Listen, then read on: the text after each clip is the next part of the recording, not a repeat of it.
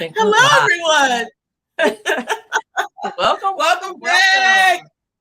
What's up, You know, sis? it's What's funny. up? I was just looking at the intro, and oh man, my camera back then was not doing what it No, was supposed to be doing. I need to redo our intro.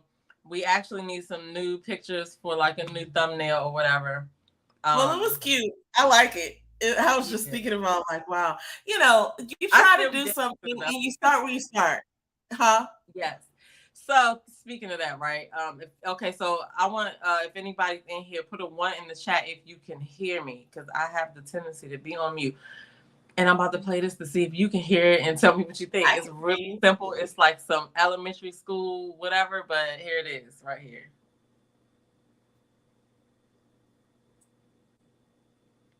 Were you able to hear? I did not hear anything. I did not hear anything. Okay, so I'm not gonna do it again because I need to check the sound of it. But I put this bomb ass song on it, so I feel like that probably was the short one. So yeah, I need to change that because I want you to hear the good one. But anyway, that's not what we're here for. Nobody put a 1 in the chat, so I'm assuming that I don't know, maybe they can't hear us, but I think that we're good because we can hear each other. So yes, I can hear you. So yes, welcome to the Thursday Night Live with those two sisters. Conversations that we would have normally, we just letting y'all in. So feel free to chime in the comments. Make sure you like and follow both of us on Instagram. And mine's right here. Anyway, so what's going on?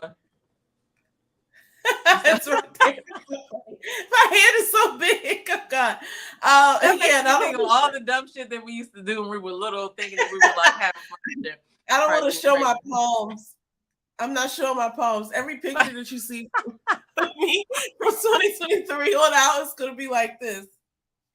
So if you don't know what she's talking about for the palms, I showed a video in the last live we did last week, and I showed how you can pay with your palm in some Amazon stores. And so she was talking about how, now I don't want to show my damn palms. People gonna be impersonating palms. You'll never see them again. You'll never see them again, America. It's cool. So yeah, I had a pretty good. How was your week? Ooh, how was your week? Honestly, my week has flown by, but it's been busy as fuck. Like, I don't even know. Like, and then I had to do stuff for my son in the middle of the week that I would normally like to do on the weekend. But you got to help your kids out when they need it or whatever. So I try to be that parent that you regardless if you got to hear my mouth, you can call me. You know what I'm saying? Yeah. But I had to stop and do stuff like that. But I was able to get the shit in. I was able to do what I was supposed to do. For work wise. Honestly, I have been slacking on the stuff personally that I want to do. You know what I mean? Like the side, I don't even want to call them side hustles, but them other streams of income. Like I wanted to be able to take some time and work on that, but it's like work and life be lifing. And I just like sitting here. So then sometimes I'll be like, you know what? I'm supposed to be doing what I'm supposed to be doing right now. Yeah. So that's what it is. But I did get this app, right? It's called I Am. I don't even know if I had to pay for it or not, but basically you get to pick how many affirmations you want to get throughout the day. And I think you can pick the time too, the times that you get it, but it will just send you affirmations throughout the day. And when I tell you, when you're thinking in a certain way and you're focused on like, being positive, let's just say as a basic level, being positive, stuff like that, it's amazing how it just kind of confirms certain things along the way. I mean, words are words and words are, important, but it's like sometimes the right words at the right time can give you that push motivation to be like, I'm on the right path or whatever. So, but anyway, so yeah, I said all that to say my week was busy, but good and halfway productive. That's what I said. Maybe it was a lot more than you thought productive, because one of the things that I'm realizing now in life after shout out, just had another birthday. So grateful for that. Yeah. Happy belated birthday. Although, hold on. I told her happy birthday on her birthday, and we got something planned that we're going to go do. But everybody needs to recognize my sister's birthday. It was, a couple of days ago. So happy belated birthday. Well, this side of 41 is crazy because That's I crazy. realized that You're older than me. 41, bruh. That's 41. crazy. So glad to see this day. And the funny thing is this, I really do really believe and feel that time is moving faster now. Like years didn't used to go by this fast. Weeks didn't used to go by this fast. But I think the more time you have that you've lived, time just be going quicker. Okay, Like, so let's talk about that real quick because it's not it's the same. It's the same year, but let me tell you what, because I thought about this. Let me tell you what I think happened, right? I think that, remember back in the day, what we used to do to pass the time and things yeah, like that? We did not have a lot of stuff, right? Like yeah, we didn't have smartphones. yeah, Computers were in play for part of it, but not to the extent that they're in play right now. And so we had to, when we went outside to play, we had to figure out games to play and, yeah, whatever. And like as an adult, I remember going to work and just, actually working, you know what I'm saying? And so, like, but I feel like over the years, we progressively got more things to enhance our lives that actually open up the door to be like, okay, well, you have so many more things to do. Like, you know what I mean? And so, like, that makes time fly by. You know what I mean? yeah.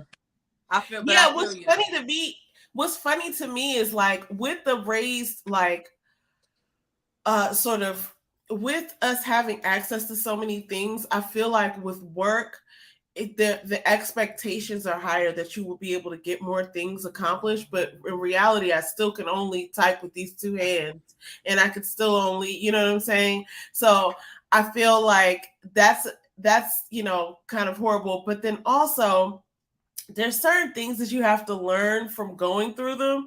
And I think the first time you're going through them and you're learning, it seems a lot longer. And then once you have it down and you have your own sort of like style of doing things or whatever, then it goes quicker. And then, fundamentally, you're going to find a way to do things more efficiently after you've learned how to do it. So I think some of the things that I'm doing now are, I mean, I kind of took it all the way on a tangent, but the idea is that the time is going by, I feel, with older age quicker because I've lived these weeks. Like the weeks are not as long as they used to be. First of all, I don't know if I don't know. I feel like it depends on what's going on that week. If it would be as to how long the week is. such a hilarious conspiracy to me if somehow the governments of the world figured out how to like build a magnet that makes the time go quicker. It's like everybody would have to be in on it. Samsung, Apple, it's just like whatever they look at, Alexa, all of them, whatever they look at, I gotta be careful because when I say her name, she'd be like, huh? I know mine would have done that too. No, I feel you on that because honestly, I mean, we really don't know if that's happened or not. We wouldn't know. I would not be shocked if they're sometimes because sometimes like even last night I did this, but I just chalked it up to there's so many more things that I have to do so there's so many more things that I have to do. So even though I don't get an extensive amount of stuff done, I'm still thinking about all the things I have to do. And so that kind of makes me, I guess tires my brain down too. But last night I was watching something on YouTube and one thing led to another. And I was like, it's 1:30? Like, no, it's supposed to be 10 o'clock right now. I know. See, those governments. I don't know.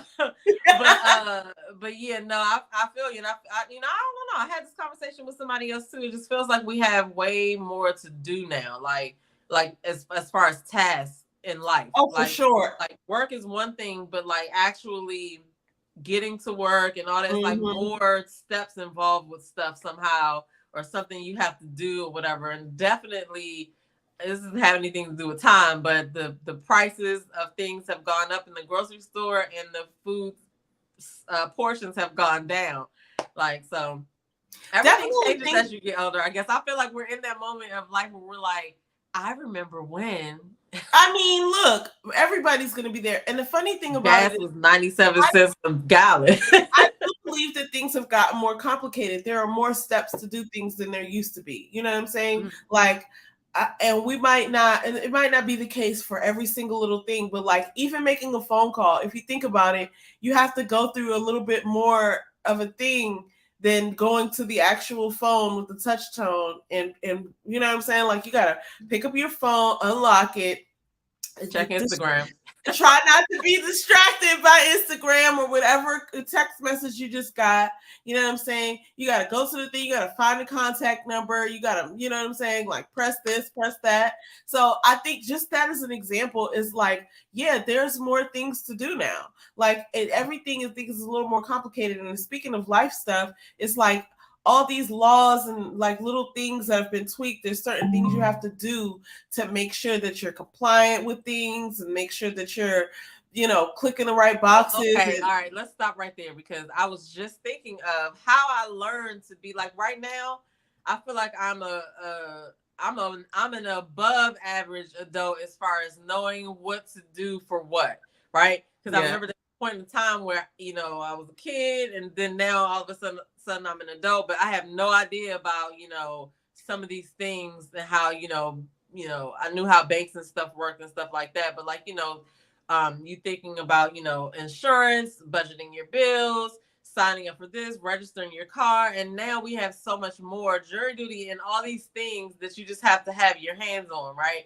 And passwords like first of all, yes. Oh my gosh! Now you talking real. Like this just makes me feel. It doesn't make me feel old, but it makes me think of so much stuff and how things change. And I always remember our parents or older people in our family talking about how much snow they used to get and what they had to do when the snow came, and it used to be like, I could never imagine what the fuck you're talking about. And now I feel like I'm that person when I be talking to Earl, because you pointed out the other week that they don't even really know what some stuff is. Like, they didn't have to worry about records. They probably know what vinyl records are now because it looks like they're making a comeback. But like different things, like you said, recording a song off the radio, like that was the only way to do it if you didn't go buy the CD. Going to buy a CD. Your mother went to go buy a CD the other day and they were like, oh, they're back there. Yeah. Small section. Man, we don't make those anymore. You don't got a Spotify account or you have an Apple. You don't. She was talking about. But I was like, that is what so. CD is she going to buy? I don't even remember. Oh my gosh, lady! But it was something that I hadn't really thought of. Oh my god! Go buy a CD. Somebody had in her mind like that was one of the errands she was gonna cross off today. But like we had to record the songs off the radio, and when we came home from school, we would do our homework. We might watch something on TV if Cosby Show came on or whatever, in living color. You know what I mean? We might play Nintendo, or back in the day, I'm thinking about the Nintendo time frame. So we might play that for a little while. We might, play some dumb kid game that, we used to play or whatever, singing the dictaphone that mommy had, record ourselves.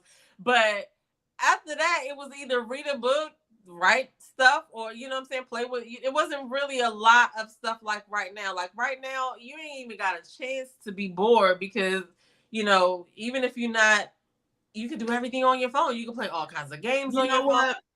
It's crazy. I feel like overload. I feel like long term that's going to be somewhat detrimental to our, cognitive ability, because there's something in that means that people won't learn how to do certain things, right? Like somebody could literally have gotten through their entire high school career and never really like mastered handwriting.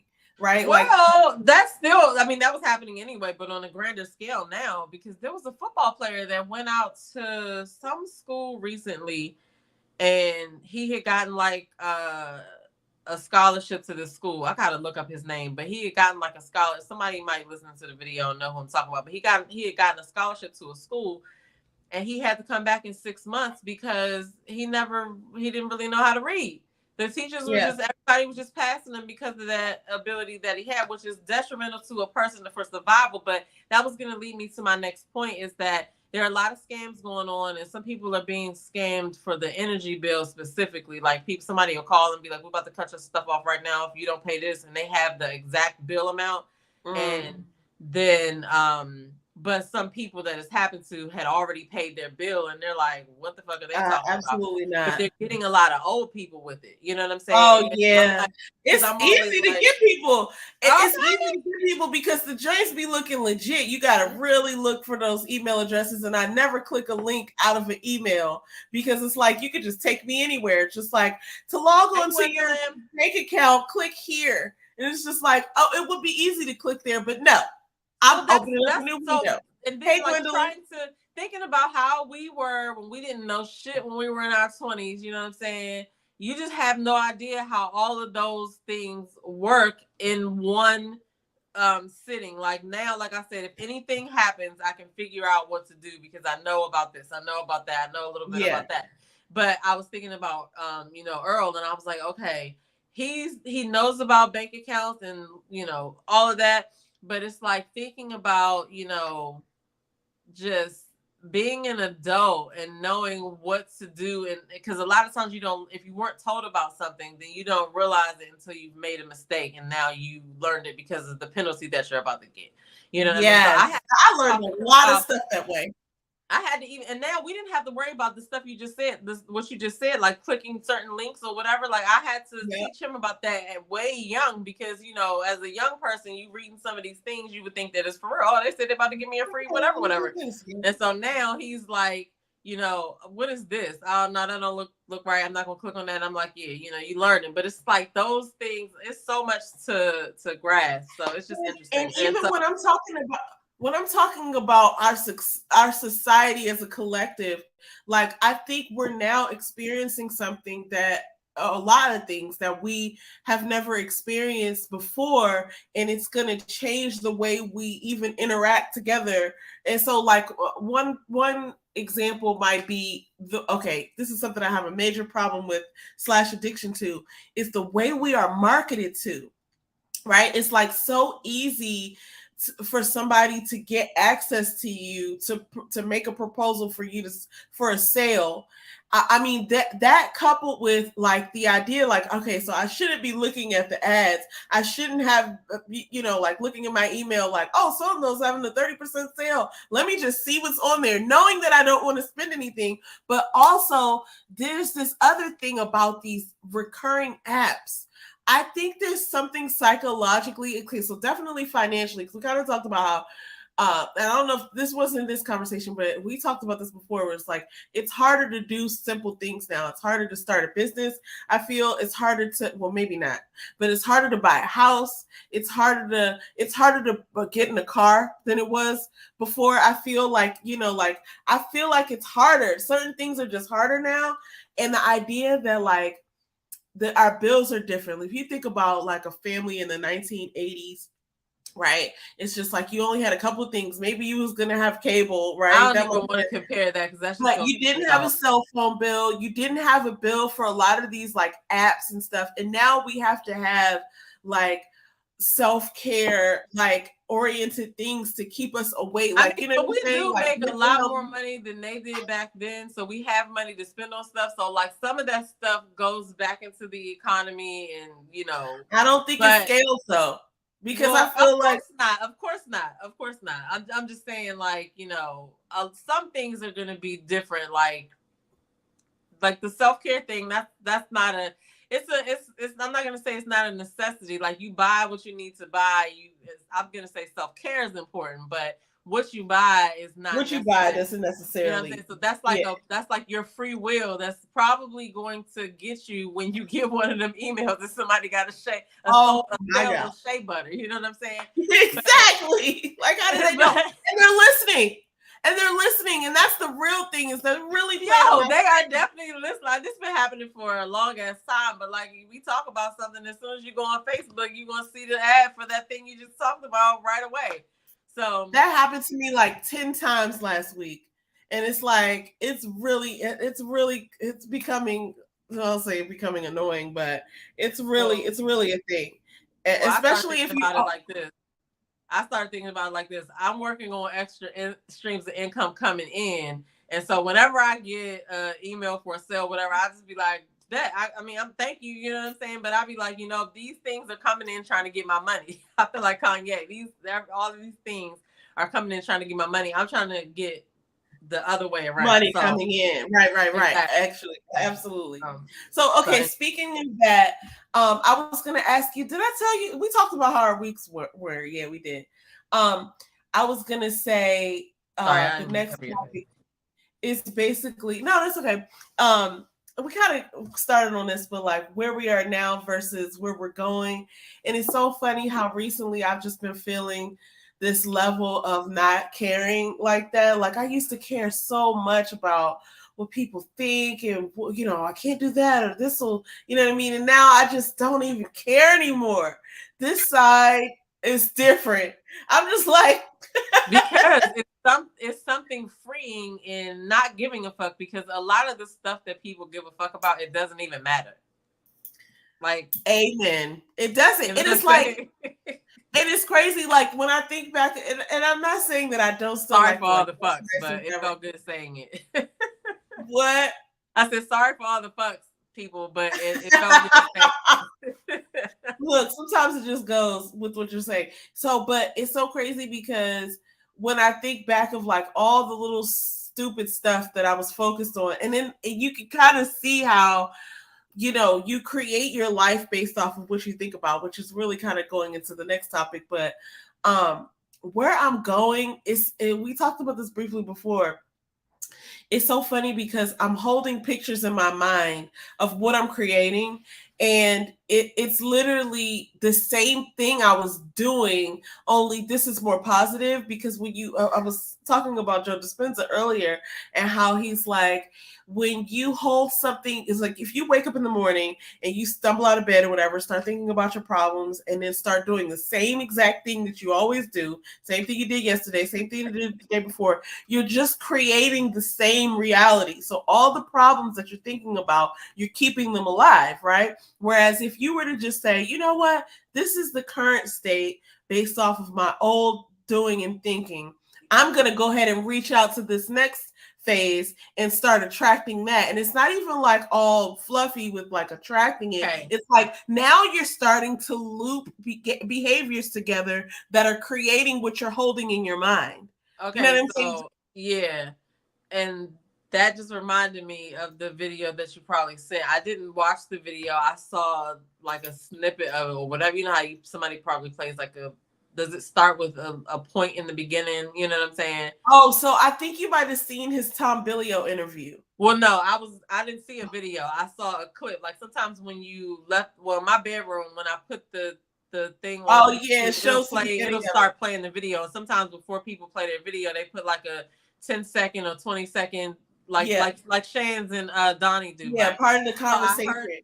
And I heard him say something like, you know, when stuff happened. No, you know what? It was Kyle Cease. It was a minute video by Kyle Cease. And I hadn't seen a video from him in a long time. But when the video popped up, I was like, oh, it's a minute. Let me go ahead and look at it, which is why I need to. Anyway, I feel you. It's a minute video, and he was saying that if, I don't know, the point doesn't come to me as far as what exactly he said right now, but basically what he was saying is when something happens to you, you know what I'm saying? You can either stay in the moment of, you know, this happened to me and then move on, or you can just let it go. You know what I'm saying? But it was a phrase that he used, it was like something is holding you back, but I can't, but what the word that I'm looking for that he used is so important, because I was like, damn, that was only a minute, but that was so true. Damn it, where is it? Come on, Kyle Cease. But no, I definitely, I'm gonna let you look for that, because we definitely need that. But what's funny is this is kind of like, it kind of like goes into the next point too, but where I'm going is so much better than whatever circumstance. I'm glad, I'm happy where I am right now, but where I'm going is so much better than living the loop of where I was specifically, and then now where I am now. It's just like I'm just going to keep building on it. But this is why it's so important to think about who's in your feed.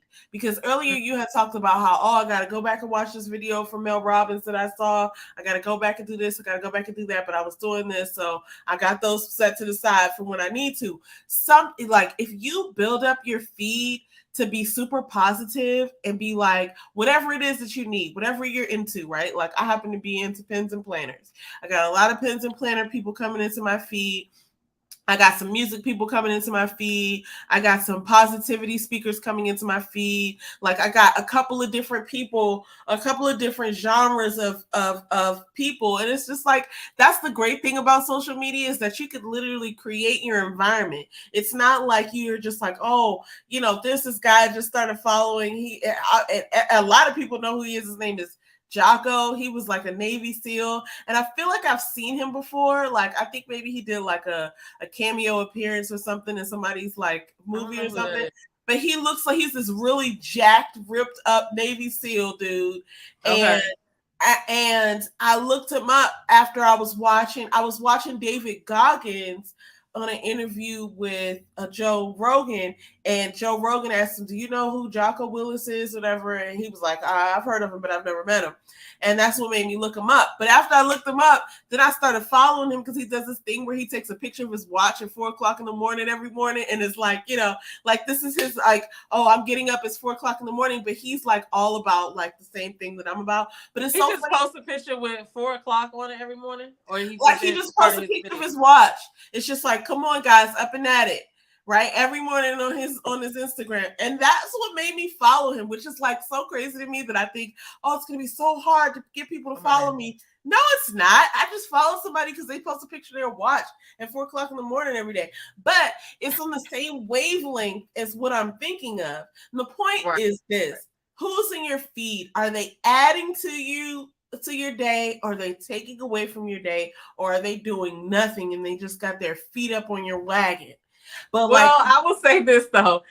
I have, I don't know how my algorithm has I guess it does speak to how much I watch stuff like that. I don't know how it has done that because I still watch a lot of stuff that's not that, right? Like I watch a lot of recipes and how-tos, anything that I can think of that I want to see a visual of how to do it or whatever. I will workout videos and stuff like that.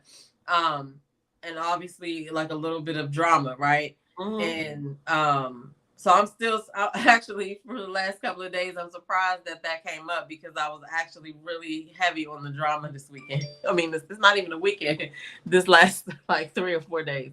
But what's funny is like something that you watched before knew that you would like this. It also has something to do with when they're putting out stuff too, right? So that's true. It might not be exactly when she put it up.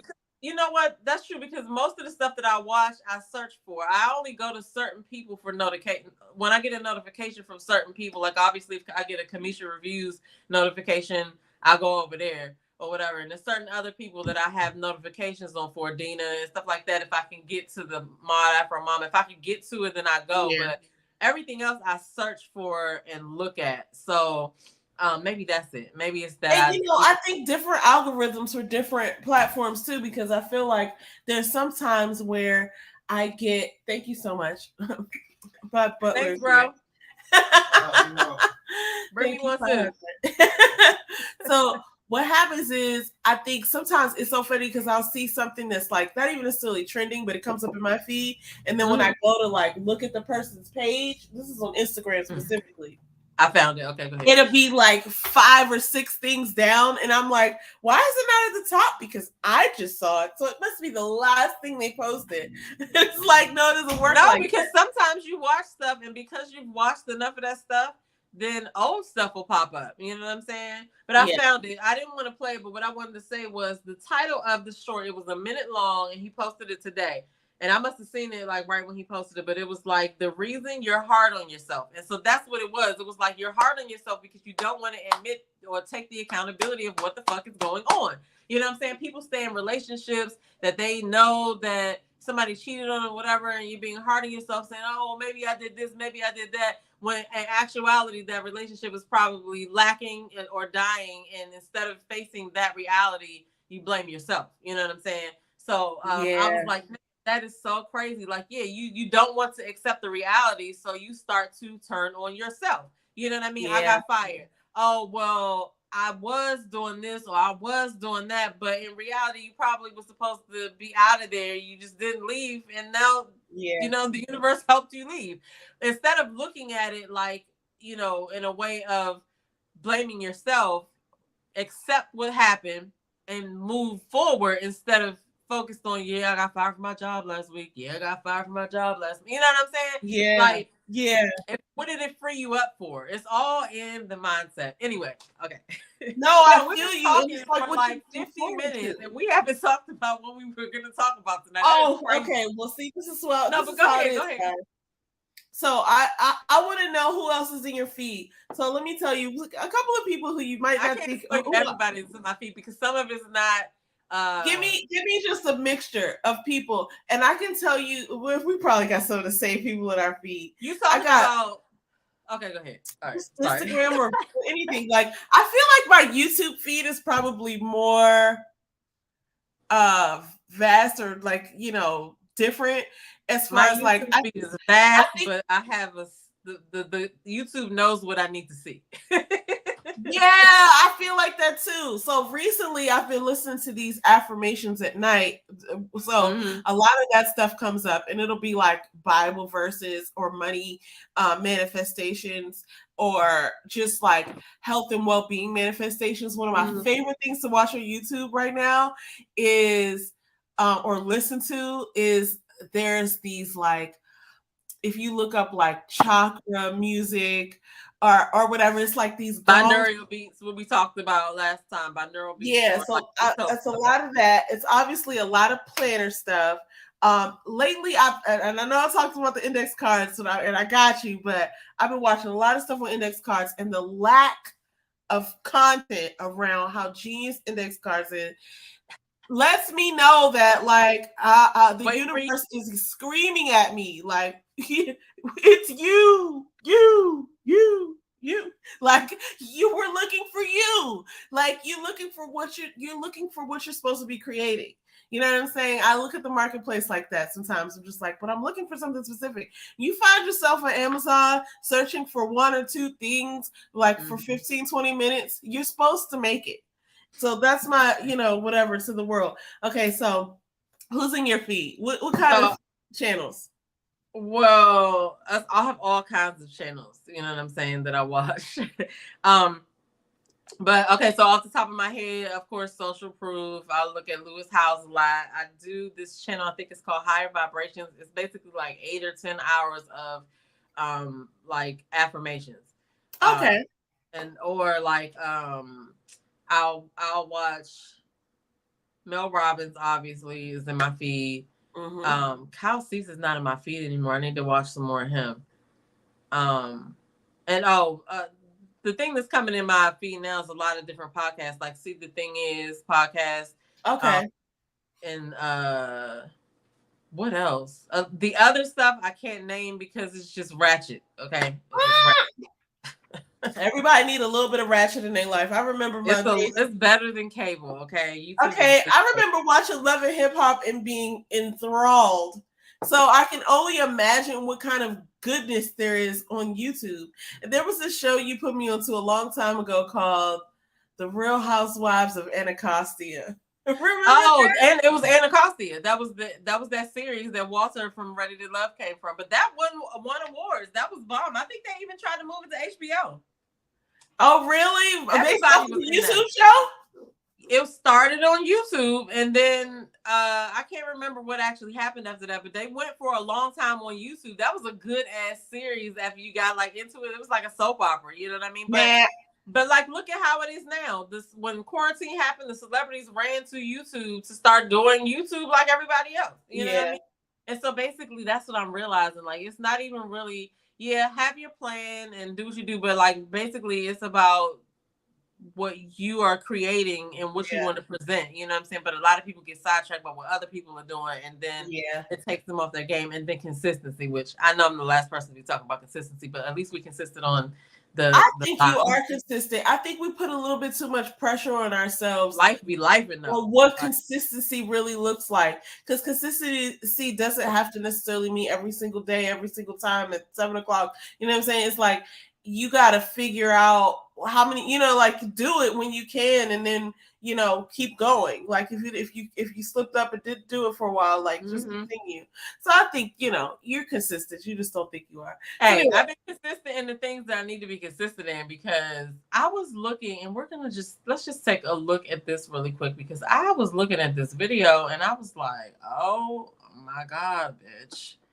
And since this is my video, I could just go ahead and play it, because I'm not gonna strike myself or whatever. But I've definitely been consistent in the workouts. I'm really liking, my results and progress. And it's not even perfect. You know what I'm saying? It's just like, listen, I just work out a certain amount of times a week. And as long as I get that in, we good to go. But I don't really look at the scale or get on the scale like that. I get on it from time to time, but not like seriously. And so I was looking at a video the other day of myself, and I was like, was that my face? I was like, Lord have mercy. My face was pretty chunky, but you could tell that I've lost weight. Yeah. But I was like, I can definitely tell. Because I was like, who is that? Who is that? I can definitely tell. Like, it's so funny because when you first started to really slim down, and you came over here one day, and I was like, oh my God, you have really slimmed down. You were like, for real? I was like, yeah, you can't tell. You're like, you don't really, like, this is my thing. If you focus on, like, shit does not happen just right away. So it's like, you'll be depressed trying to figure that, trying to wait for that. So I just was like, you know what? Just chalk up the fact that you just got to work out and just do it. And then you just see the results out of nowhere. That's how it happened for me the last time, which was like maybe 10 years ago. Yo, this is crazy, yo. Yeah, that's how it happened for me, where I just remember, like, I just was trying to run this half marathon, and so I would just show up and run, and the next thing I know, people would tell me that I lost weight. Like, I had to buy new clothes. I was like, oh, these pants don't even fit anymore, and I'm like, oh, I guess because I've been running. It's like these little things that you don't even think about, right? It's just like, oh, okay, well, I guess that's because, oh, I guess I am losing weight. These don't even fit. They're falling right off. And it's so funny because when that was happening, I wasn't concerned about losing weight. I was just like, I got to get these miles in, because if I'm going to run this half marathon, then I need to, which I didn't even end up running. But I remember that vaguely. Yeah. That was over when I was like, oh, she doing a marathon? Fuck that. When I was living in Alexandria, they quickly turned from a marathon to a half marathon. And then I didn't even run that. I ended up running like a 10K or something. I cannot stand running, so. But it you know what? That's why I did it, because I was like, yeah, okay, all right. I hated running, and I still hate running. But I don't hate it as much as I still hate running too. But I do that with lunges, because lunges, I have trouble doing lunges, but it's probably because I had weak knees at first when I'm working out. But I try to incorporate those because I hate them. You know what I'm saying? So, but I would never do that with running, because I hate running. Yeah, that's exactly why I started running, because I was like, there's nothing that I hate more than running, and there's nothing that I feel is more pointless than running somewhere on purpose when there's no emergency. Yo, I was walking to work the other day, and I go through this mall before I get to I park in this mall across the street from my job when I go in, and I was going through the mall about to go out, and it's like this long little breezeway with like all these stores or whatever. And this dude, I see him all the way down the end. I just see him like running, and it wasn't no like jog or whatever. It was like he was in a sprint. I was looking around like, should I run? Should I be running? Is there a bear? And he had on like a dress shirt. So I was like, who the fuck wants to be sweating like that? And what do you? Oh my God, I so will never understand that. The people who go working out and then they come and they don't. First of all, they don't have on workout clothes. Like, I be seeing sometimes randomly, I'll see somebody with jeans on working out, and I'm like, why though? I used to work with a lady that worked out in her regular clothes. She would just go down to the gym and get on the elliptical for 30 minutes and go. She was an Indian lady. I used to be like, who does that? Lady, there are better ways. And it's like, I don't want to hate on anybody, especially because I would love to have that, type of a thought. Because to me, it's like, I would. I have You to have be to be properly dressed I to have go to work be out. in Like, I'm not leggings. sweating in my work clothes and going I back to work. mean, Like, it's so uncomfortable. it is not So that anyway, serious. this is so not what we're supposed to be talking about right now. Okay, so real quick before we do that, let's take a look at how fat my face was. Okay. Watch, it looks just like mine I don't right even now. remember how long ago it was, but I looked at it. Trying to make it. Just check it out. Check this out. This is on Relationship Entertainment Television's page, my other show called What's Going On, right? You can see in this picture. Yo, you look so different. So let me play a little bit. When was that? 7 months ago? That was 7 months ago. Exactly. That was cute. I can't see it.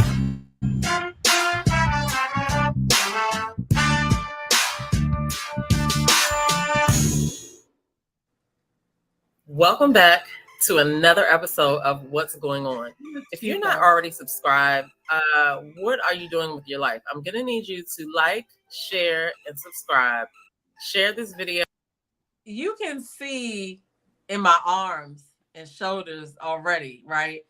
Like how fat them jumps. Girl! You know look what at I'm saying? them guns! No, not yet. I'm trying to get that don't look like a muscle to me. I wish I could take the shirt off, but look at them damn shoulders. Look at my face. You know what I'm saying? I was like, yo, that is crazy how you could just. But anyway, my point is now I have a habit built. And even though I stopped going at the same time I was going, I'm doing more than I was then. I mean, more than I was now then, because like I worked out 5 days last week, but it was only because, I was here. Let me go ahead and get this in. Let me do it. Yeah. And so I'm excited now. And so then they reached out to me and was like, we miss you, blah, blah, blah. And I was like, yeah, unfortunately I cannot come back on the weeknights. I was like, but I'm gonna start going on Saturday morning. So I mean, I don't have a reason not to do that. It's at 8:00 in the morning. It's in the morning. Gets everything. What I was saying is, I get it out the way and come do whatever I need to do. That's actually how I met them after their Saturday class. We met. Yeah, I remember you told me. Yeah. So, but that's just crazy how things happen. Like I wasn't planning on meeting them ladies. I just saw these older ladies who looked in shape.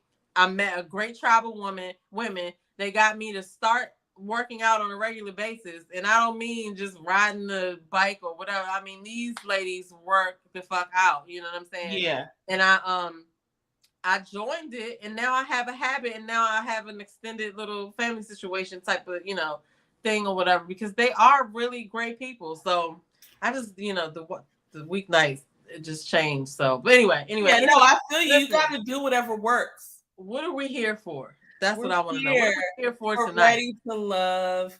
Now, here's the thing. So I think I don't remember where we left off with the episodes. I know last week I was ready to talk about Advocate Sue, right? Well, okay, we can talk about all the way up to the last episode that just played. In the Math Ain't Math. I hadn't seen. I had to catch up on the last 2 episodes, but I caught up on everything.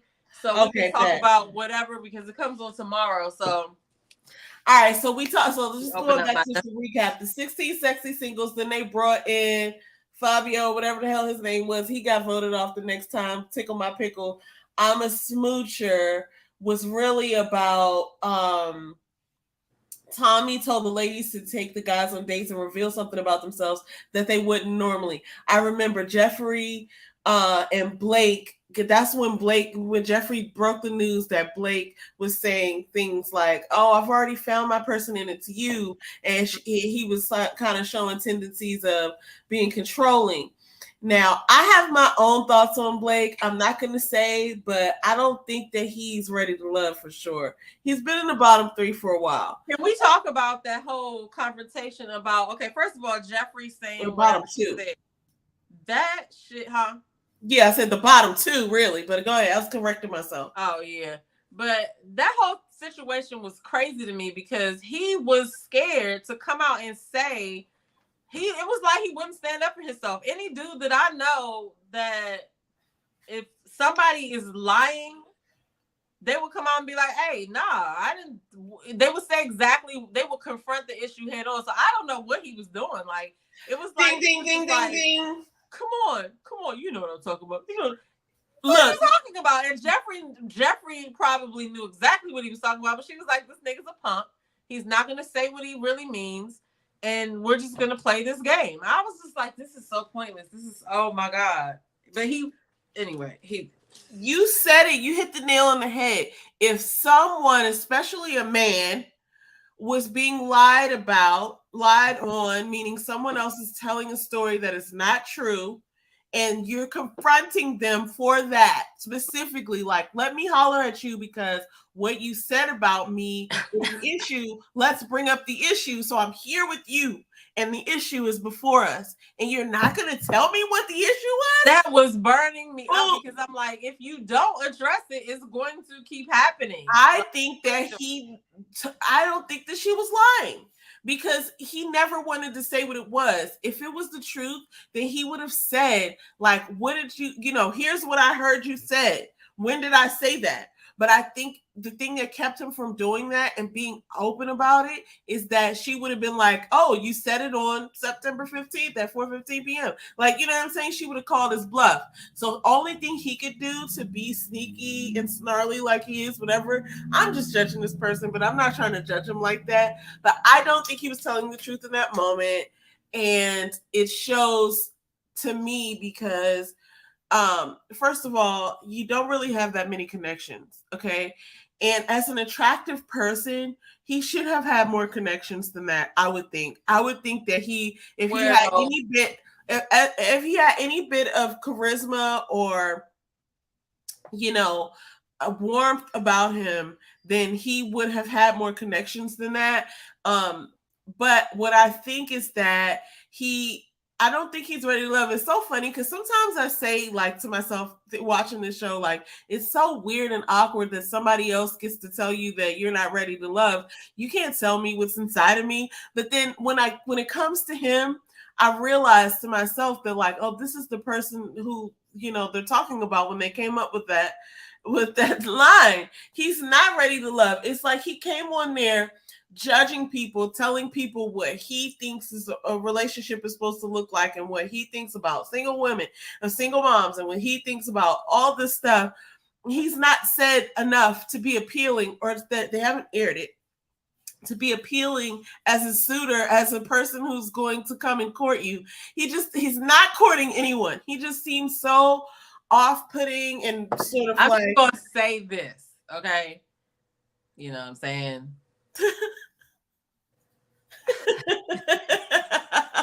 You're funny. Okay. Because I'm trying to pick my words nicely, but I'm trying to also be real about the situation. You know what I'm saying? Yes. And first of all, I'm just going to be completely real about this. If I was out at the restaurant or event or wherever I was that he was at, I would never, and he may not ever look at me, but if he did, I would never, ever, ever give him nothing more than a how you doing? Thank you. Because he seems like he is very uptight, and he seems like I could believe he's controlling, because that's the thing that people have been saying or whatever. That was kind of what Jeffrey was saying. You know what I mean? He seems like that uptight dude, like he thinks that he's on this certain level, and he just is judging everybody secretly. And the like I'm telling you, like, and because he was it was something that he did, that whatever his occupation was, just let me know, because I worked with some of those people. But anyway, he just seems like he's a real prick or whatever. And I feel like he just was like, I am just trying to blend in on this show and make it so I can go on about my regular life. I don't think that he really wanted to be there. I don't think that he was even interested. He just looked so uncomfortable with most of the women that he talked to. You know what I mean? I think the most comfortable that I saw him with was with, I guess it was with Sue-Ann, but he just looked uncomfortable the rest of the time. Every time they were, let me put that up there.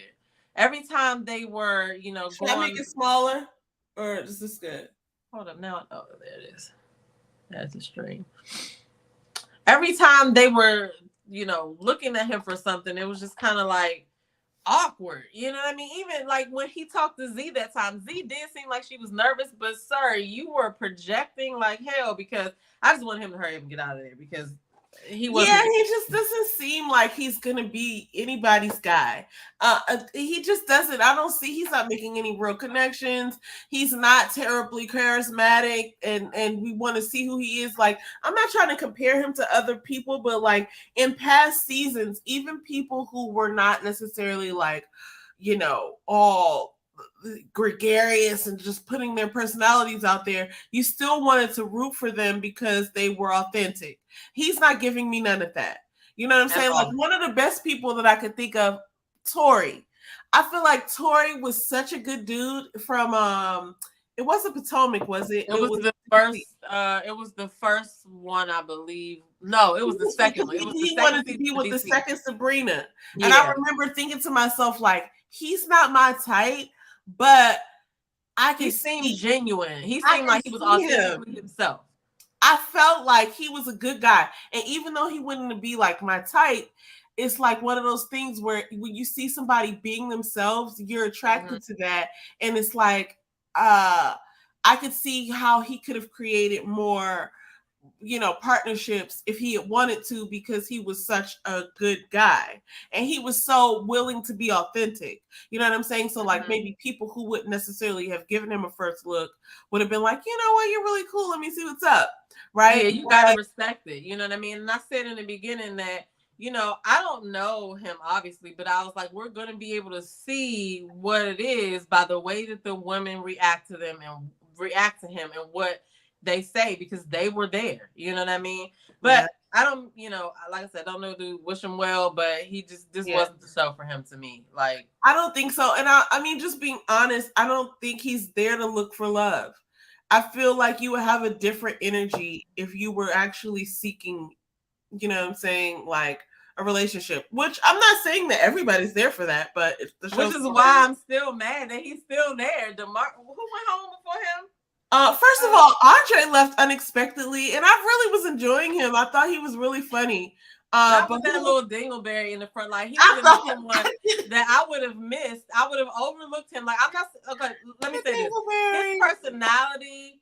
After, like when I saw him talk to Cynthia and stuff, I was like, okay, Andre, okay. Yeah. But the dingleberry part was just like, what are you doing? I would have. He's just showing his little self. Like, yeah, but what I'm saying is, if we're out in a setting and somebody approached me like that, I would have totally overlooked him because of that dingleberry. Because of that. Because, like, sir, you did that on purpose. Now maybe he does it on purpose every day. That's what I would be thinking about. And so maybe that's superficial of me, but I just had to be honest. I would have overlooked him, but I did feel differently about him after I saw the conversation that he had with Cynthia. I was like, okay, because a lot of dudes don't know what to do when a woman is emotional or crying. Some of them just stand there and look stupid. Some of them, know how to interact. And I was like, it just made me look at him in a different way. So it does suck that he went home before, but then I don't know what he was doing with his hair. Because sometimes it will be a ponytail and here, but out here it was. I think he's just expressive and he's fun, and those are the kinds of things that kind of like fall away. Like he's the type. I felt like he's the type of person that you could make fun of it with him and be like, "What the hell did you do? Look at your little thing right there," and he would laugh. I can see that. I can see that. You know what I'm saying? So now, and looking back, it's like it's always somebody that stays on there that it's like, why are they? Why are you here? So, and as the season goes on, it's probably going to look a lot different. But it's sad that he went home before Blake, because it doesn't seem like Blake is there to be like for real. Like he probably would have had a more pure outlook on what he was doing as far as relationships than Blake did. But but not hating on Blake, looking forward to his mixtape or whatever he has coming out, whatever it is that he's here for. I think, sell that, and, maybe I'll buy one, because I don't have any control over myself when it comes to clicking on online ads. So let Radio Raheem go ahead and go. So getting on, I was, okay, this is what I was irritated by. I hate it when they go to the next episode and they don't show who got voted off. It makes me so upset. But then you're going to get a 2 for the next week. Somebody's going to go home in the beginning and the end. So, so the thing is, did they send Corvaya home? We don't know yet. Anyway, she's not grayed out, so I don't know. But no, but hold up, I think they did. Your boy Demario was freaking dying for her and trying to throw her the lifeline, and I felt what the other guy was saying. What's the other guy's name? Is he on here? Mark Anthony. Mark Anthony is a cool dude. I like Mark Anthony. So Mark Anthony, Jonique, Fabrice, and Cynthia were the last to join the cast. They were like the add-ons. Cynthia is my favorite, one of my favorites. I can't say my absolute favorite, but I love Cynthia. I think she's very cool. Corvaya did go home. She was let go in the beginning of episode 5. So Mark should have been, because it was people wasn't there, but people wasn't. Go ahead. To touch on what you were saying like that. I said when that lifeline comes into play, it's going to be a big to-do because feelings are going to be involved and they all have to have a unanimous choice, right? And so when I heard him talking about it, I sat up and said, no, it's too soon to use that. What are you doing? And then when Mark Anthony said it, I'm like, yeah, what is this dude thinking? He was really he was really willing to die on that hill. He was pressed. I was like, bro, what are you thinking about? No. This is what we call pressed.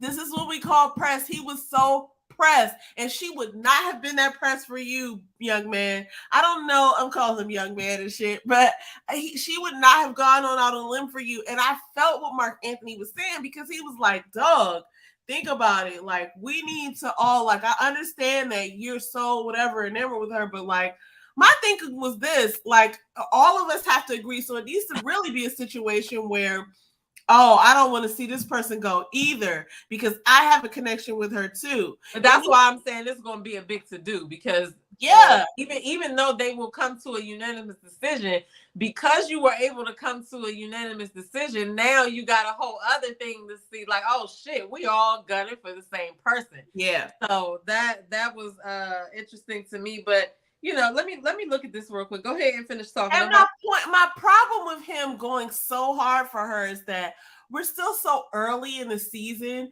that I feel like if you are so sure that you have a connection with her, then what are you still doing here? Why don't you guys go run off together? Exactly.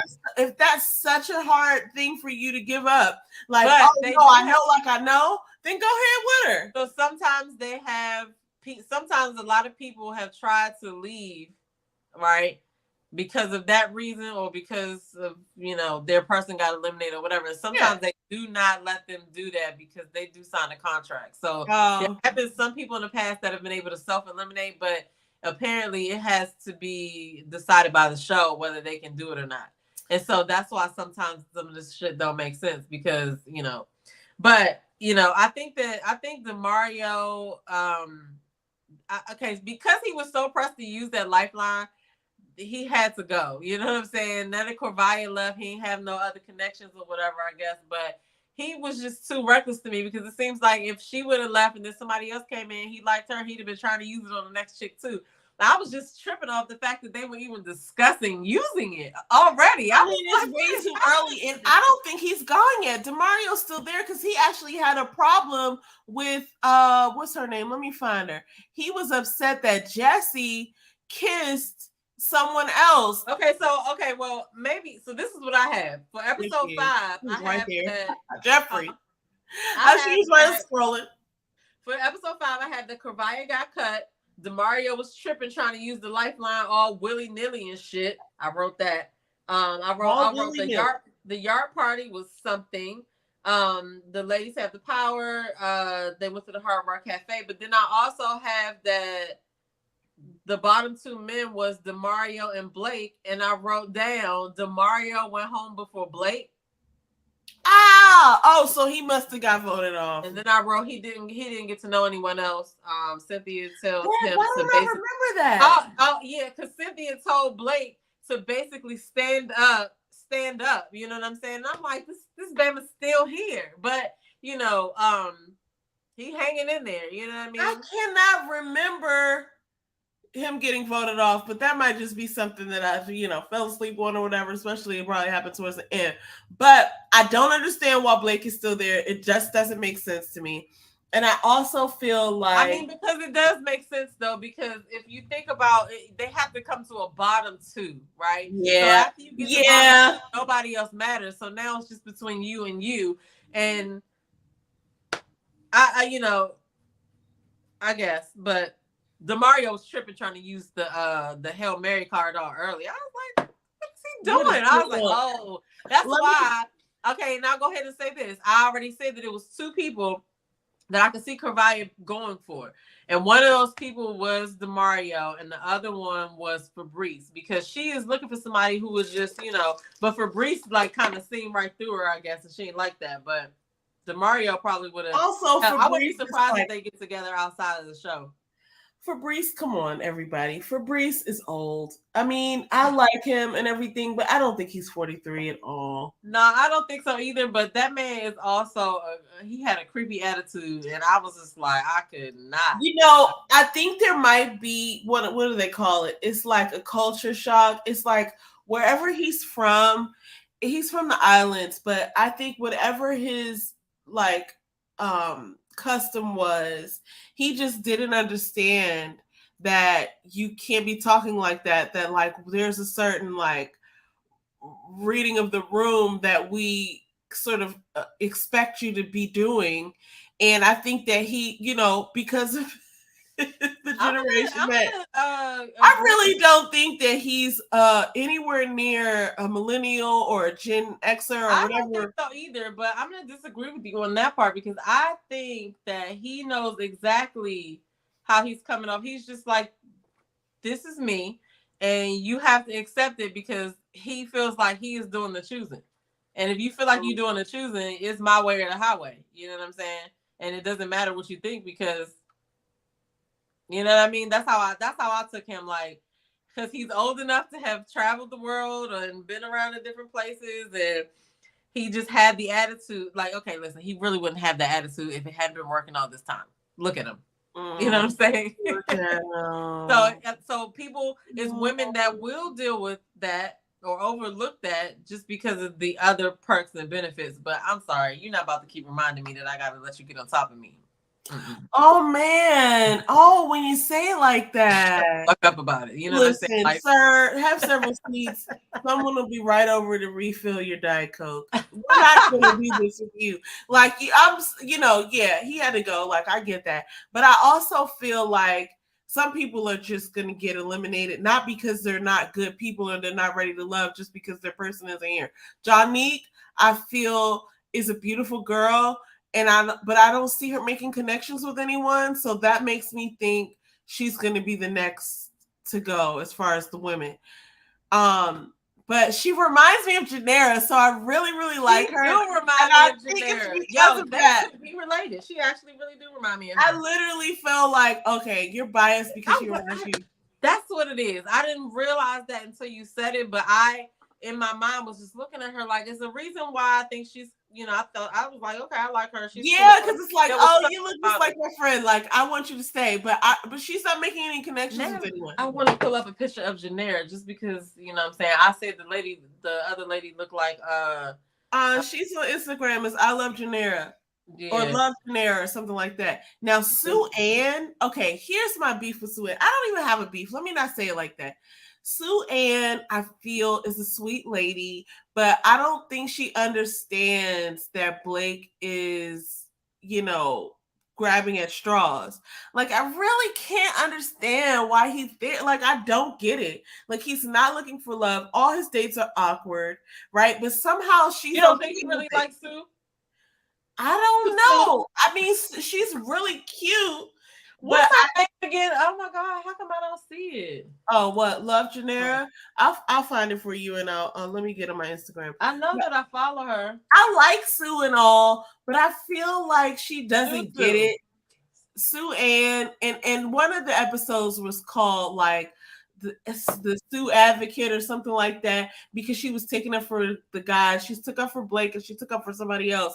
But it's just like, okay, is that what you're here to do? Or are you here to like tell us, like find your love, find your guy? Well, I'm going to tell you something real quick. A lot of the people who come to the aid for Black women, a lot of people who come to the aid of Black men, especially gay Black men, are Black women. You know what I'm saying? Like, we're always there to protect them, and you know what I mean? And I'm not saying that like we protect them like from getting hurt, but we'll not say us because I'm a Black woman, but I don't do this. You know what I'm saying? I let men fight their own battles, but sometimes it's like, I know you've seen it before. You know what I'm saying? Like somebody just really quick to come and rush up and be like, "Nah, because he be doing this and he be doing that and da da da da. And no, leave him alone." Or whatever, whether it's your son, your brother, your cousin, you know what I mean? It's just like sometimes we gotta fall back. But I feel like she falls in that category because she was so not willing to hear whatever Jeffrey had to say. She just believed what Blake said. You know what I mean? She didn't even. Are you there? Yeah, I'm here. Okay. You can't see me? No, I just saw the picture go down. And I was like, "What's going on?" Oh, sorry. I was just bringing like. She was just so she never even like was able to make a connection to even have a conversation with Jeffrey because she already was coming off like, Blake said you did this or Blake told me you did this. You know what I mean? Like she believed Blake automatically and he couldn't even stand up and say it for himself. So it could have happened just like he said it could have been a lie, right? He could have, but you didn't say that. And so now it looks some other way. Yeah. So, anyway. I was just putting that screen in there, but I was trying to do it the way where we could do it side by side, but I couldn't figure out how to present more than one screen.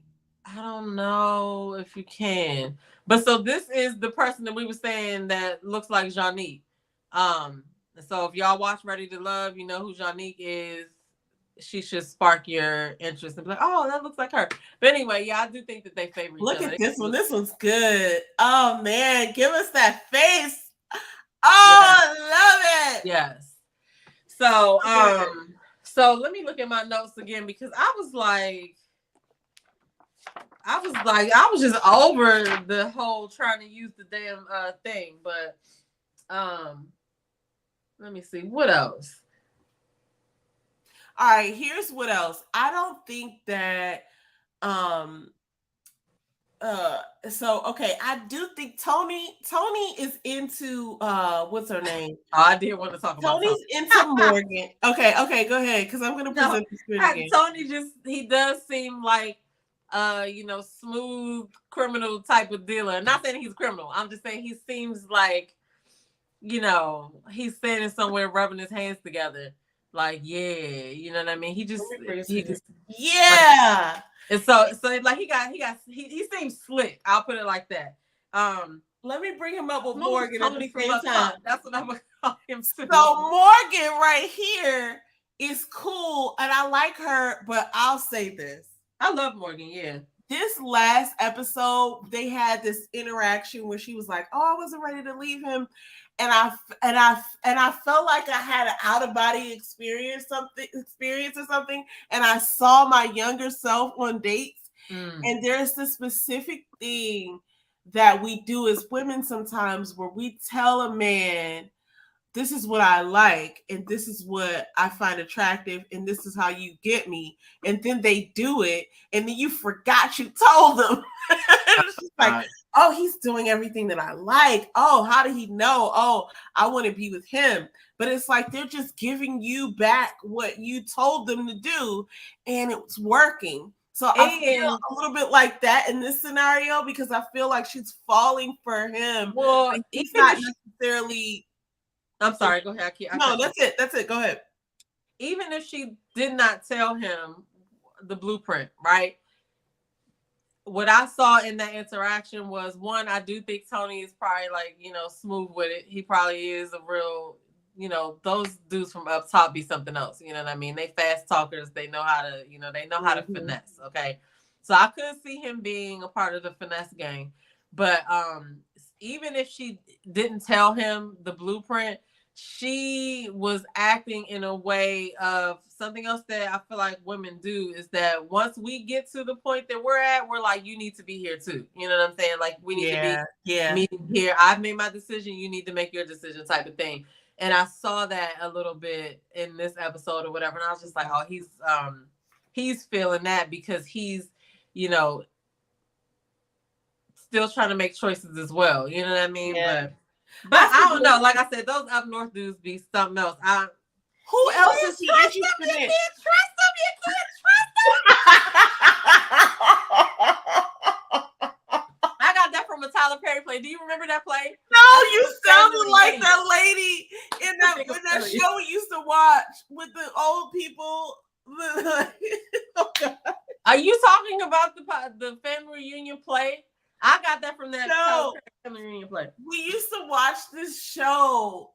It was like in the 80s where the guy was like the white lady at the piano. Yes. You were gonna know what I was talking about. But nah, that's not saying nothing bad about Tony. I do remember that. I'm not saying nothing bad about Tony, but just what I'm looking at from this episode, it's like, okay, I can see what's going on as far as like, okay, he is coming smooth with it. She likes him. She likes him, but she's probably at that point like, is he feeling me the same way? Like, what's happening right now? And even though she might not want to like tell him like that, but she's looking for it. You know what I mean? So, they have a lot of people on this cast that are really like, eligible. And it sucks a little bit that people have to get voted off. Because I'm even looking at like, I don't think I've seen a lot from Marcia. I feel like Lyden, the bar manager, is his name Lyden? I don't know why. Lyndon. I can see Lyndon reminds me of people that we used to work when we used to work in. And he seems real cool, but I haven't seen I could tell he has a very chill vibe, but I haven't seen the part of him that some of the women have seen, like that they're like, oh, he's so sexy. Like I haven't seen that from him, but I'm sure when you meet somebody in person, like it's probably different, but there is something attractive about him. Chill and cool. That's what's attractive about him. It's the way, it's how laid back he is and how he's just kind of like real chill. You know what I mean? Yeah, and he's got the accent and everything. I'm gonna need him to stop wearing his bartender shirt for the promo pics, but it's all good. But I like these other people too. Like Mercedes, I think is digging Mark Anthony. They have a real good connection. I love Mercedes. I think they make a cute couple. Marcia, I feel like is not. She's connected with a couple of people. I think she has something going on with Tony too.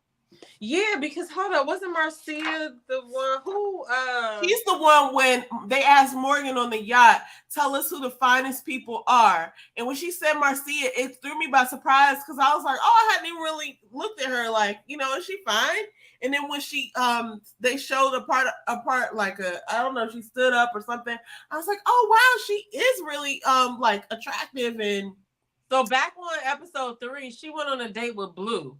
And I felt like after that date with Blue, that particular scene or date, I took her as a little rigid. And why do I say rigid? Because I feel like the shit you see in other people that you don't like, it's a little bit in you. I know I'm a little bit rigid. And when I saw her interact with him, I was like, boo, you gotta relax. You know what I'm saying? And I was just like, I don't know what's gonna happen with that. But she came off kind of and I think if I remember correctly, he wasn't feeling it either. He was just kind of like, so like she was a bit difficult, I thought, in that episode. So that's, I think, the one, correct me if I'm wrong here, but I think that was when they were talking about, like, it might have been somebody else I'm mixing him up with, but they were talking about like maybe hunting or fishing or something. Yes. And he was like, I don't do anything outside. He didn't want to do anything. It was like, it's a way to communicate, and you don't have to, it's stuff that you don't like, but you don't have to be so rigid like this. Like, so we just gonna do all the stuff you want to do. I'll never try it. I'm over that. Right. Like, so he supposed to sit there and be like, you just want to do all the stuff you want to do. You don't care what I want to do. Like, you gotta compromise. You're gonna have to go on some of them camping trips. You're gonna have to go, to some football game or whatever it is that he wanted to do. And it was just like she wasn't even open to have the conversation. You just meeting this dude. just getting to know this dude. You could have just been asking questions or And been whatever. open. Been Right. But open, right? I mean, but I guess that shows how you are. You have an expectation, and some dudes that'll be like, I'm just gonna do everything she want to do. I want to do a mixture of shit you like to do and shit I like to do. Let's come to the middle. You know what I mean? I mean, that's a really good perspective. It's funny because I was just watching this. So Kevin on Stage and his wife have this book coming out called Marriage Be Hard or something. So they're doing these podcasts. When did it come out? I'm I listening. don't know. Oh, I gotta look it up. She called me on the spot, guys. I gotta look it up. But they're doing these podcast style interviews with other couples. They did Tabitha Brown and Chance. They did like Kirk Franklin. I think they did Warren and Erica Campbell. So they're doing all of these interviews with couples. And it's so funny because I don't know if Tab said it in that particular one or if I was another interview that I saw her in, but she was basically like, I used to want to do everything with him, and I used to want to be like, why don't you want to do this? This is what I want to do. And then she was like, as I got older, I started to realize that, oh, I can do what I want to do by myself with my friends, and you go off and do what you want to do. So I feel like when you're dating, you should be open to experiencing different things with the person that you want to date or the, you know, your prospect. So I can see how that could have been like a little bit off-putting or whatever. But yeah, because it's like you don't know this person. You're supposed to be getting to know the person, but you like, you know, you out here like blocking all his shit or whatever. You're not even like, even if you don't like to do something, you could ask why he likes to do it and have a conversation about that because you're trying to get to know the person. So I, know that she's not me, but I just felt like she could have been a little bit more, open and open-minded. But at the same time, that was only that one episode, so I can't really judge her on that. But in that situation, I feel like he walked away thinking that as well. But I mean, if that's her authentic self, just like Corvaya, people were saying that she came off as a gold digger. If that's what, if the way that she is what she likes, and more power to you. You know what I mean? And like I said, when I first saw her, and I said that, I was like, there's two people there that I could see, her with or whatever. That was Fabrice and Demario. But then at the same time, Faith, like, even though they have all those people there, because you mentioned, sad that some of them have to leave, but like all of them aren't connecting, right? So yeah, you kind of want to weed it down, but it's such a risky situation to me. Like I always say that if I go outside right now, the chances of me being attracted to the next 10 dudes I see are probably slim to none. Like it could be somebody's grandfather, somebody's, whatever, you know what I mean? I can't guarantee that there's gonna be one in that 10 of the next men that I see, right? Yeah. That I'm gonna be attracted to. So somebody, gather these people and you go in there with the thought of thinking, I may or may not have anybody that I like there. Like there may be anybody, but it's like you just have to play the game, and so like here's the thing. In playing the game, you might get to know somebody, but it's a dirty game. Roll the dice kind of thing. It really is. Look, what's interesting? There's two things that I thought of while you just said that. Number one is, I wonder, this is going to come off kind of negative. I wonder how much curating the own producer staff does to test the compatibility of the people, right? Because there was that one show we watched. We didn't watch it together, but you put me onto it. It was like the fiance thing. The ultimatum, where they obviously did some science behind the scenes. Whatever they did, my God, they had it. They invited the people they knew would be attracted to each other. I know Owen's not doing that. They claim they do some type of like situation like that, but what I really think it is that this is just my opinion because it's my point of view, is that they think about how they want the cast to look or how they want the cast to, like, somebody's there curating the season. And so they think, okay, we need this kind of person. Like if you and I were going to be like, we need to do a show. They're we want filling this show, we want out the show to be roles. really good. So we need this person, we I need an get it. outspoken person, we need this person or whatever. Yep. And I feel like even if they're not doing that with all, I don't think they're doing that with all of the people. I think that there's just a few that they have to go get, and then they're doing cast members as roles as opposed to doing compatibility with people. I see what you mean there. Because but I think that they do a background check, but I don't think that they do like I'm sure they ask them questions, but I don't really think that they do some extensive research to see, oh, we know these people be attracted. I think they just think of personalities and see, what they have to work with. And do it like that, because a lot of those people have been asked to be on there. You know what I mean? They weren't looking for it. They weren't going out for a casting. Somebody, their name was passed, and they were like, "Oh, we would like you to be on the show." And then it's like, at the end of the day, we're all human. So if you are single, why not do it? So yeah, to all come out promoting their businesses and things like that because they get exposure. So. Yeah. So yeah. And maybe that is the point of doing a show like this, because that brings me to my other point, which was it's so awkward when you really think about it. Now, we had this moment back in the beginning of this the first episode where we saw two ex-cast members. One proposed to the one, right? And I thought that was so beautiful, and I felt that. Yes. I felt that it was real, and I really did. Joy and Clifton, sorry. But here's the thing. I didn't watch those earlier seasons, and so perhaps over time they've gone into a different space of casting, because maybe back then it went a different way. And I've even seen over these past 3-4 seasons that I've been watching that they switch up a little thing each season, like, okay, we're not going to do this time, or we're going to add this in. And so that might change the dynamic. But as people watch the show, and then, because you can't tell me that you get cast for a show and you don't go back and watch another season of it to see what to expect. Okay, let's talk about so it's just like, they will have you to believe that. Some people are every season. Of course, nobody believes you guys when you say that. It's just like, oh, I'm a virgin.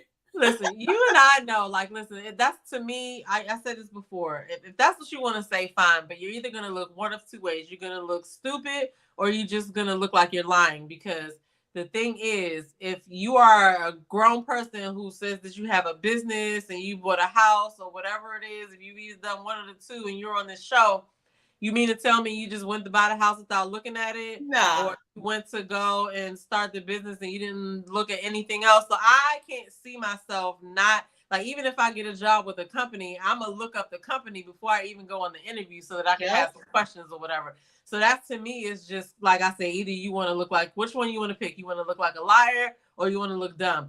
And the reason why those are the only two choices is because you just need to be real and be like, yeah, I watched, but I still went on there. But some people a lot of people say they haven't. I just don't see how you don't believe them. I can't see how you can't be interested in looking at people who did something before you did. Even track stars look at other runners. You know what I'm saying? I don't know, but I think that's such a dead, stupid thing to say in this day and age when you have a computer in your pocket, right? Like, I look at the menu before I go to a restaurant because I just want to see if I want to eat. So listen, personal choice. I'm not judging anybody for it, but just know that that's how we all out here as viewers think.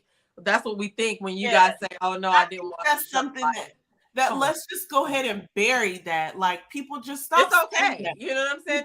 Believe you. We don't believe you, and forgive me for saying this, but we don't believe you because you're fucking lying, and we know you're lying because it's dumb. Like, why would you even say that? You're walking around with a whole computer in your pocket, and you somehow get cast to do a reality show that your mom and grandma and them gonna see, and you don't look to see what happened to the last people that went down this road. You're lying. Stop it. We know you watched it. We know you watched it. You know what I'm saying? Like, everybody stop saying that right now. So the thing is, like, I think. I mean, for real, it really is okay to have watched it before. I don't know. It's okay. Like, I would certainly, like, I Like, would definitely. yeah, So when you go to a restaurant and that be some old like random stuff like, oh, we're over here, let's hit this place up. And it's just like you could be sitting in the lobby or at the I table mean, looking at look, the ratings. before I watch a movie, I want to read the little info about it. You know what I'm saying? I don't know. Let me just Absolutely. stop there because my point is, I don't even have to give another analogy, but the point is, it's adult to do research on stuff. You Yeah. research your house, you research the job. We look up the food on the menu before we go to the restaurant. In Mm-hmm. 2023, it's just ridiculous to say that you joined something as a full-grown adult and you didn't look into anything And about you it. didn't look into nothing when it was right at your fingertips. But So, you know what I'm saying? But you went through your whole however long it took to set up for the confessional and you didn't click your finger to see like what happened before. So like everybody just kill that lie. I And mean, then yeah, because that's what Yelp is all about as far as like food places and places you've been. Like, you look to see what the people are that have been there said. But that's neither here nor there. You know what I mean? here's the thing that I wanted to get to with that is that it's still always going to be a little awkward and odd to me that, you know, and I'm not saying that I would never participate in a reality show, but this particular kind of reality show, just because it's kind of like a game show and it's kind of like a dating show. So, you know, there's so many lines and weird situations that get crossed because, you know, like one of the things that we're seeing right now is the dynamic between the men and the women at some point changes. It's like at first everybody's friends, and then like 2-3 eliminations in, then it gets real and you're like, oh, I can go home. So then that starts a different relationship between the different sexes. And I noticed right around episode like 4, it's always something between some conflict between the women or some conflict between the men. And we don't know what the time frame is in between the episodes. We just know that they have, you know, split it up into weeks, right? So we don't know what's happening in between that. Right. We just get to see how they presenting it to us. So that is what we're commenting on. So if anybody watches this, just understand, don't take it personal. These are just the thoughts of what we see on TV. But I actually think that's the most natural part of it, because if you're in a situation, especially like a competitive situation, and I have to interact with you people who I'm not trying to win or, you know, like be, you know, I'm not attracted to the women. So, you know, you guys have something to do with the decisions that are being made about what's available to me. But at the same time, like, I might not like some of you, and that's okay. That's already going to create a dynamic. And so as soon as 2 of the men or 2 of the women have some sort of conflict, even if it be sparked by a point of competition, like, oh, she likes the same guy I like, or he likes the same lady that I'm into, that right there could spark the meet. I mean, because that's reality. Like, you know, you have well, I know, like, women in general, sometimes it's already like a little force field, you know, repelling each other. Like, oh, who she is. You don't get to see the others when you're dating multiple people in the real world. So this has got to be a tough situation. I say that every season, because you would not even know about some of the shit that they find out about while they're going through this process, and feelings are involved, and I'm sure they're bouncing back and forth, like, you know, do I be for real and genuine? Do I let it all out or whatever, right? So that has to be very hard, you know, to do or whatever. And it's like, the drama probably really comes into play. You got all these strangers together and they're dating the same people. So we don't really know if this person is a liar. We don't know if this person stirs the pot and causes mess at home or whatever. So you could have people, which I've seen in a couple of other seasons, like, you could have people purposely say stuff in the women's lounges or the men's lounges just to see how much chaos it ensues, or what is kind of this division is going to cause or whatever, right? Or you got people that could go and tell what happens in the different lounges, like, and so it's a lot of like, it's a lot of potential for chaos and drama. And if you have a like, some casts, they kind of stuck together during the season as far as that was concerned, and we didn't really see the drama. But I feel like this cast is going to be a lot of back and forth, side eyes bickering, and it's going, I just feel like that's how it's going to be. Who does? Because somebody gets into it this week, right? Somebody gets into it tomorrow. Are you talking about the men? No, the one Jeffrey and Sue. Okay, Jeffrey and Sue-Ann. Jeffrey. They appear to get into it. Jeffrey and Sue-Ann, because Jeffrey did not like the fact that Sue-Ann was like going, to try to take up for Blake. Like, I think Jeffrey had just left the conversation with Blake, or the way that it was edited, it made it look like this. When they were on the yacht, Jeffrey had left the conversation with Blake. She was irritated because he wouldn't tell her exactly what was said. And then she went to go talk to, I think it was Demario and Sue-Ann who were sitting there, and she was talking about her experience, and Sue-Ann was taking up for Blake. Now, if you've ever been in a heated conversation, with someone and then you go directly into another conversation, you really just want to vent. But Sue-Ann was like not letting that happen because she was just like, well, maybe he meant this, or maybe because they had already talked and she just believed Blake. And it came out pretty much in that conversation. Jeffrey got to really understand, like, oh, you must have been the person who said something, but he wouldn't tell me what it was. So it's like, I can't even address it. But Sue-Ann, that is the crazy part, because you're a man. Why don't you just say it? I feel like Sue-Ann was a little bit gullible in that moment because she didn't, take into account, or it didn't seem like she took into account that like Jeffrey could be telling the truth, right? It's just like you're taking Blake's words and you're saying like, oh, well, he got to me first, so he must be true. I'm not saying I know how she thinks, but in that moment, it would have been, it could have been a sort of like a full circle moment if she would have thought to herself like, oh, wow, this is interesting. She's saying this and he's saying that. What if they're both, some percentage of true? It seemed like she never took that into account. So I felt like Sue-Ann in that moment, in her just, I guess, trying to be trusting of Blake, really didn't see Jeffrey's side. And I think that can be, not dangerous, but I mean, but imagine talking to a person who's trying to date the same person you're saying, and the stuff that you were saying was like, of course I don't want that to be happening. You know what I mean? So like, I just feel like she took Blake's side without even considering that, But if she's telling the truth, because let's go back to how they even had the conversation.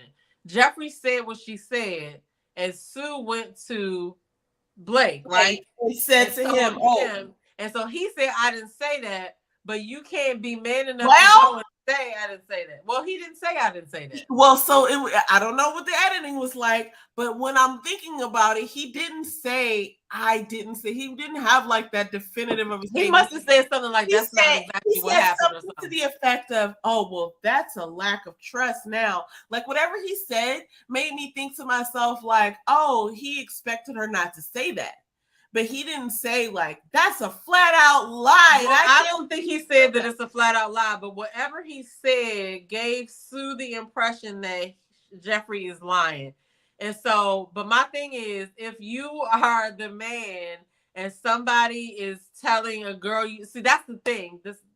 Your potentials would not be hanging with each other. So this would not be the thing. So they don't really know how to handle these situations. They just assume that or hope that people won't talk to each other, but they're talking in the lounges. So that's why it's a game, because anything can happen. You never know if somebody's going to pick up on something. Are they going to say something? Are they going do they have a plan to, play these people against each other and say wrong information and try, because those things can affect the potential relationships, especially if you got one person that's like, all right, I'm in here, I'm being real. And they in the lounge, right? And then you got another girl, she in there, she like the shadiest bitch in her crew, but don't nobody know that because we don't know her. You know what I mean? Right. We're each other.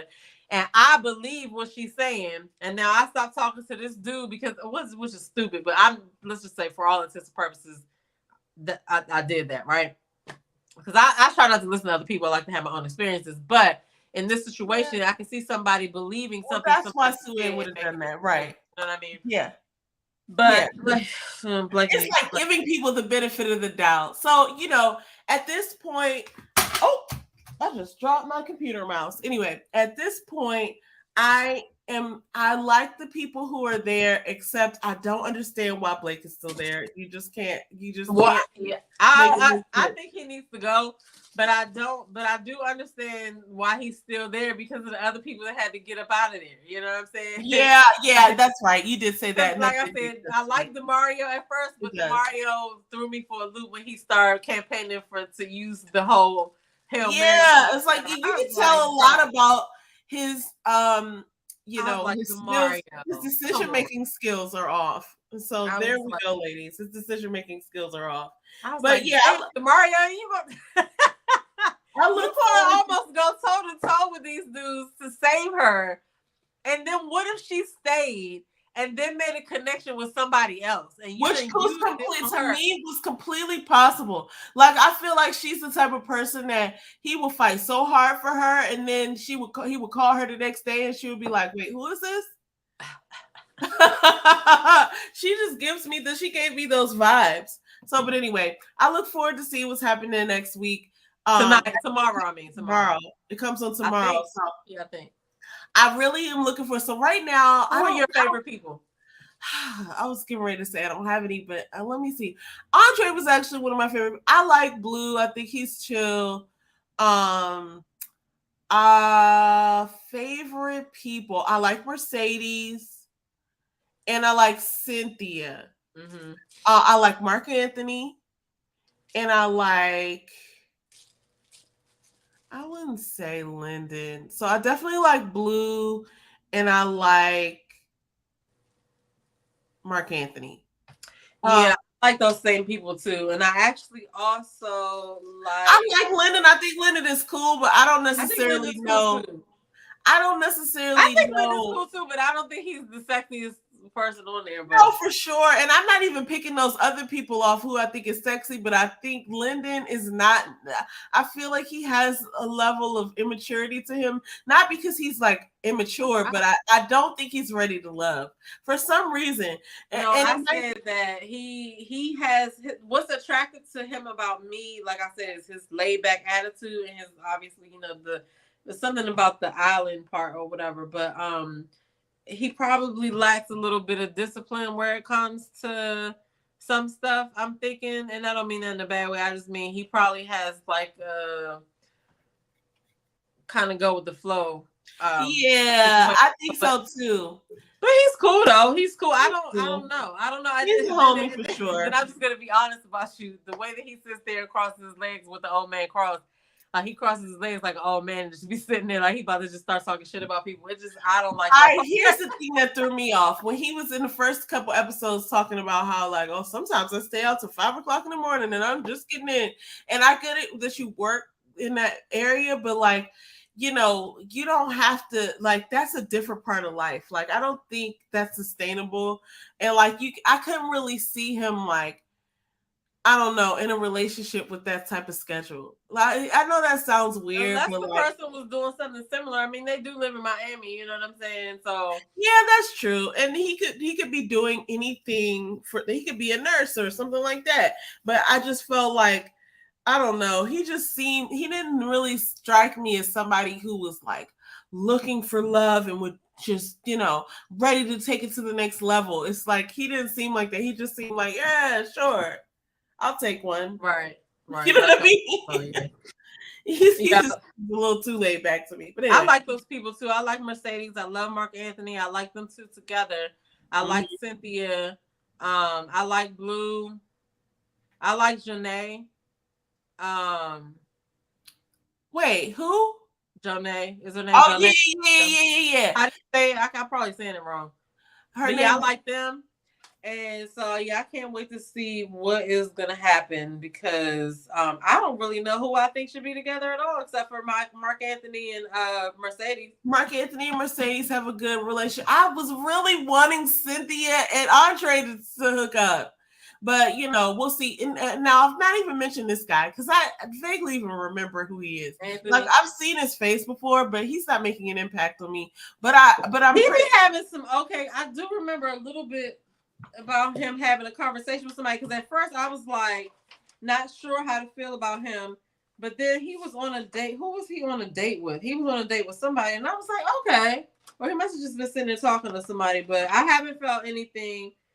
I haven't seen him make any connections though. Yeah. So we'll see what happens. Next week, we're going to talk about Ready to Love. And we're going to talk about some other stuff. Guys, you know how we be doing. Marriage Be Hard, just for the record, came out in September of 2022. So it is available. I'm just it's been out. Yeah. Okay. And it's called Marriage Be Hard, 12 Conversations to Keep You Laughing, Loving, and Learning with Your Partner. I love the little podcast. Did you buy the book? Say again. Did you buy the book? I did not. I literally just learned about I saw them on TV or on YouTube doing like a podcast sort of thing. And I was like, oh, is this a new podcast? But they said that, oh, we're just doing this, in effort with selling our book. And I'm like, I hope y'all keep this, because Kevin on stage is so funny. And his wife is pretty funny too. And they were having some really good conversations, especially the one with Tab and Chance. That joint was fire. I watched that whole thing. I didn't even mean to. I was like, oh, let me see what this is about. And James was in here like folding some towels or something. And he had his sports thing in his ear. He took that thing right out of his ear. We watched that whole thing. It was like an hour and something. But it's so good. I hope he keeps it as a podcast. But that's what that is. So next week we're going to be, thank you very much. Next week we're going to be talking about Ready to Love. Oh, and I want to talk about Love and Marriage, DC. I got a lot to say about I really have to watch it. So you want to talk about that next week, you said? Next week, yes. Okay. We did an hour for you. We don't even be meaning to go this long. I mean, because the first hour was probably us talking about our morning and stuff. But like I said, these conversations are just us talking. So I mean, you know what I'm saying? I just like talking to you or here. And then if people come in, they can come in or whatever. And that's what it is. But a lot is going on YouTube right now. So I can just imagine where everybody is, because it's a lot that's just happened. I'll fill you in offline though. Yes, please do. I can't wait. Okay, well, with that said, I look forward to talking to you guys next week, or to talking with Tamita next week. Yes, definitely tune in next week. We're going to talk about a little bit more Ready to Love. We're going to talk about Love and Marriage DC, the second season, and we're going to have a couple of other topics in the beginning. Super Bowl. We're probably going to talk about the Super Bowl. Oh, yeah, it is Super Bowl weekend. Yep. So definitely make sure you follow us on our social medias. How can I do that? Follow us on our social medias. That's so funny. Definitely subscribe if you haven't already, because if you've been here more than once, like, what are we doing? Like, go ahead. Come on, man. It's a good decision. You want to. So anyway, but yeah, that's all we have for y'all today. And we're going to see you guys in the next video, unless you got something else you want to say, sis. That's it. All right. Peace.